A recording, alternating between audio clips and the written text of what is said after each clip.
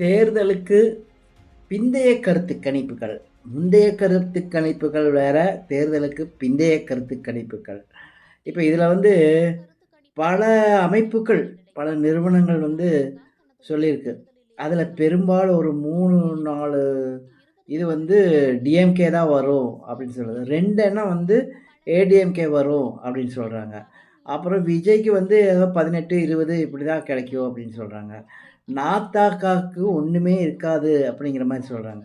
நாத்தாக்காவுக்கு ஒண்ணுமே கிடைக்காது அப்படிங்கிறதெல்லாம் இப்ப ஒரு பேத்தல். அப்படியெல்லாம் இருக்குமா? அ இது இதிலிருந்தே அந்த கருத்து கணிப்பு எவ்வளவு இதுன்னு தெரியுது, ஃபேக்குன்னு தெரியுது இல்லைங்களா? இப்போ இந்த கருத்து கணிப்பு தேர்தல் நடந்து முடிஞ்சிருச்சு.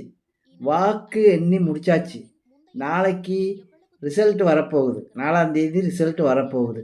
அவங்க ஓட்டு போட்டு வாக்கு எண்ணிக்கை முடிஞ்சு, அதுக்கு தகுந்த மாதிரி யார் வர்றாங்களோ அவங்க தான் ஆட்சி அமைக்க போறாங்க.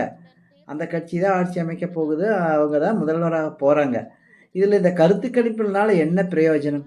மக்களையும், அரசியல்வாதிகளையும் குழப்புற வேலை தான். இது தேவையில்லாத ஒன்று தான். அதனால இந்த கருத்து கணிப்பு இது இவங்க சொன்ன மாதிரியே நடக்கும் அப்படிங்கிறதுக்கு எந்த விதமான கேரண்டியும் கிடையாது. ஏன்னா 2011, 2016 தேதியில ஜெயலலிதா அவர்கள் இருக்கும் பொழுது இந்த மாதிரி தான் சொன்னாங்க. கருத்து கணிப்பு இதோட க்ளோஸு, இதோட ஏடிஎம்கே க்ளோஸு அப்படியா இப்படியான்னு சொன்னாங்க. அப்புறம் ரிசல்ட் எல்லாம் வாக்கு எண்ணிக்கை முடிச்சு பார்க்கும்போது அவங்க அடித்து தூள் கிளப்பிட்டு வெற்றிகரமாக ஒரே இதாக வர்றாங்க. என்ன சொல்கிறது, மெஜாரிட்டியோடு வர்றாங்க. அந்த மாதிரி தேர்தல் முடிவுகள்.